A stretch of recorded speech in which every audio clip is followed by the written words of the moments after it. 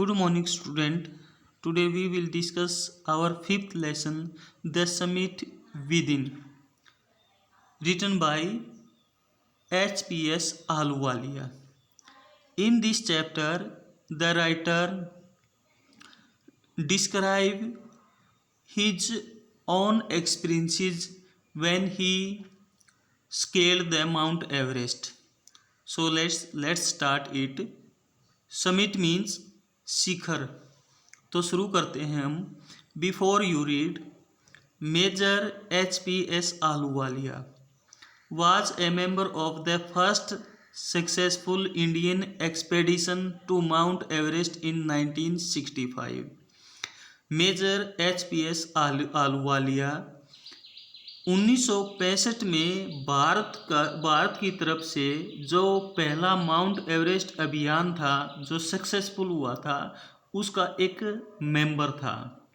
यानी 1965 में भारत की तरफ से माउंट एवरेस्ट पर पहली बार चढ़ाई की गई थी और उस चढ़ाई के दौरान ये चढ़ाई का जो अभियान था उसमें आहलूवालिया उन सदस्यों में से एक थे जिसके बारे में हम पढ़ने जा रहे हैं. How did he feel when he stood on the highest point in the world, कि जब वो संसार की सबसे ऊंची चोटी पर खड़ा था तो वो वहाँ खड़ा होकर क्या महसूस कर रहा था. Let's share his story in his words.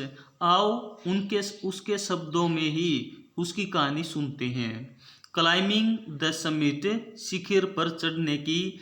And then the more difficult task, और सबसे महत्वपूर्ण और सबसे मुश्किल काम of climbing the summit within, कि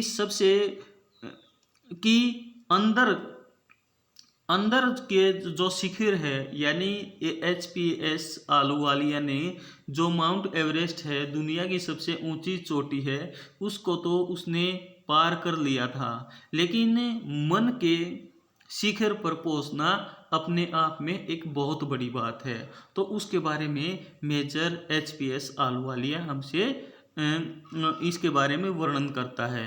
तो देखते हैं क्या है. ऑफ ऑल द इमोशंस, कि जितने भी भाव थे. विच सरज्ड, जो मेरे अंदर उभर कर आए थे.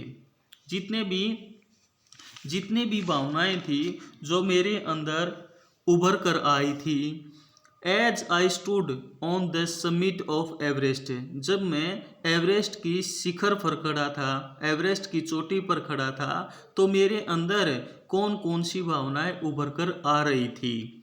Looking over miles of panorama below us, और वहाँ से खड़े होकर दूर दूर तक जहाँ तक हमारी नज़रें जा रही थी वहीं हमारे नीचे हमें मनमोहक दृश्य दिखाई दे रहा था. पेनोरमा मीन्स बड़ा ही सुंदर दृश्य है. द डोमिनेंट वन, लेकिन वो एक जिसने मेरे ऊपर नियंत्रण स्थापित कर लिया था. डोमिनेंट मीन्स नियंत्रण स्थापित करना है. एज आई थिंक, जैसा मैंने सोचा. वाज ह्यूमिलिटी, और वो क्या थी, नम्रता थी. कि जितने भी इमोशन मेरे अंदर आए थे जब मैं माउंट एवरेस्ट के ऊपर खड़े होकर देख रहा था कि नीचे जो दृश्य हैं वो बहुत ही सुंदर हैं, और उस समय मेरे अंदर एक ही भावना थी और वो सबसे ज़्यादा भावना थी नम्रता, humility. The physical in me seemed to say, और मेरे अंदर जो आंतरिक ताकत थी वो जैसे कहती हुई महसूस हो रही हो. थैंक गॉड, भगवान का शुक्र है. इट्स ऑल ओवर, आखिर हमने इसको पार कर लिया. However instead of being Jubilant, हालांकि जुबिलेंट होने की बजाय यानी खुश होने की बजाय देयर वाज ए टिंग ऑफ सैडनेस. टिंग मीन्स हल्की सी, ऑफ सैडनेस है. हालांकि हमने जो माउंट एवरेस्ट है उसको स्केल कर लिया था, उस पर हमने चढ़ाई कर ली थी, तो उस समय में खुश होना चाहिए था, लेकिन खुश होने की बजाय हृदय में एक हल्की सी उदासी थी, सैडनेस थी. वाज इट बिकॉज, ऐसा इसलिए क्योंकि I had already done the ultimate in climbing, क्योंकि पहले ही में जो शिखर था, अल्टीमेट जो अपने आप में कंप्लीट था, उसको हम कंप्लीट कर चुके थे। क्लाइंब जो माउंट एवरेस्ट है उसको हम स्केल कर चुके थे। And there would be nothing higher to climb, और अब हमसे वहाँ से ऊपर और जाने के लिए और कुछ भी बाकी नहीं बचा था। And all roads hereafter world let down, और यहाँ से जितने भी रोड हैं वो केवल नीचे की तरफ हैं, यानी जितने भी रास्ते हैं अब वो ऊपर की तरफ जाने की बजाय सभी नीचे की तरफ जा रहे हैं। यानी हमने वो अचीव कर लिया था कि हम अब आगे और नहीं बढ़ सकते थे, केवल उतरना ही बाकी था। By climbing the summit of Everest you are overwhelmed, मतलब बहुत ज़्यादा ओवरवेल्म्ड, खुश हो जाना, आनंदित हो जाना। ओवरवेलमिंग ऐसी एक डिजायर भी होती है जिसको हर हाल में कंप्लीट करना होता है, हर हाल में पूरा करना होता है। By climbing the summit, summit पर जो एवरेस्ट है उसके ऊपर चढ़ना, you are overwhelmed by a deep sense of joy and thankfulness, कि जब आप एवरेस्ट के शिखर पर चढ़ते हो तो आपके अंदर एक ओवरवेलमिंग डिजायर होती है जो आपको खुश करती है और आपको थैंकफुलनेस भी बनाती है। It is a joy with last A life time, ये एक ऐसा जॉय है, एक ऐसा आनंद है जो जिंदगी भर तक चलता रहता है। लास्ट मीन्स चलना।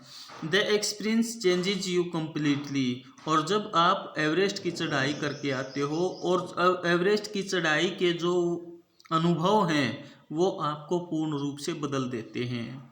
The man who has been to the mountains is never the same again, कि जिस व्यक्ति ने एक बार माउंटेन्स की चढ़ाई कर ली तो उसमें चेंज जरूर आता है, वो पहले जैसा बिल्कुल नहीं रहता, यानी उसमें चेंज जरूर आता है।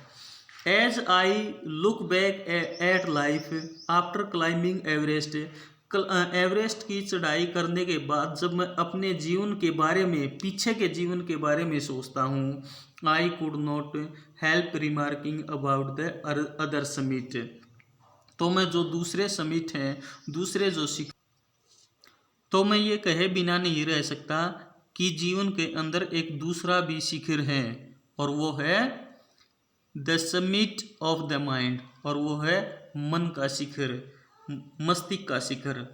No less formidable and no easier to climb, और मन का जो शिखर है वो कम भयंकर नहीं है और न ही चढ़ने में सुगम है, यानी उस पर आसानी से नहीं चढ़ा जा सकता है। Even when getting down from the summit, और जब भी शिखर से नीचे की ओर उतरने के पश्चात भी, once the physical exhaustion had gone, जब जो शारीरिक जो थकान है वो कंप्लीट होने के बाद, यानी व्यक्ति जैसे शिखर से उतरता है तो उसके अंदर एक थकान होती है उसके शरीर के अंदर, लेकिन वो थकान कंप्लीट होने के बाद I begin asking my self the question, कि मैंने अपने आप से एक प्रश्न पूछना शुरू कर दिया, why I had climbed Everest, कि मैंने आखिर एवरेस्ट की चढ़ाई क्यों की। Why did the act of reaching the summit have such a hold on my imagination, कि जो ये जो शिखर है, why did the act of reaching summit, कि समिट के ऊपर पूछने पर have such a hold on me imagination, कि शिखर के ऊपर पहुंचने के बाद जो मेरी कल्पना है ये क्या लगातार चलती रहेगी, सदा के लिए परमानेंट रहेगी। It was already A think of the past, हालांकि ये जो बातें हैं एवरेस्ट पर चढ़ने की ये बीत चुकी हैं, समथिंग डन येस्टरडे, और ये ऐसा है जो हमने कल किया था। विद एवरी पासिंग डे, और जैसे जैसे प्रत्येक दिन बीतता जाएगा, it would become more remote, तो ये और ज़्यादा रिमोट हो जाएगी, और ज़्यादा दूर हो जाएगी। And then what would remain, और आखिर तब क्या बचेगा। Would my memory fade slowly away, क्या जो माउंटेन जो माउंट एवरेस्ट है उस पर चढ़ाई की जितनी भी मेमोरीज थी मेरे अंदर, क्या वो आहिस्ता आहिस्ता सभी फेड होती जाएंगी, धुंधली होती जाएंगी।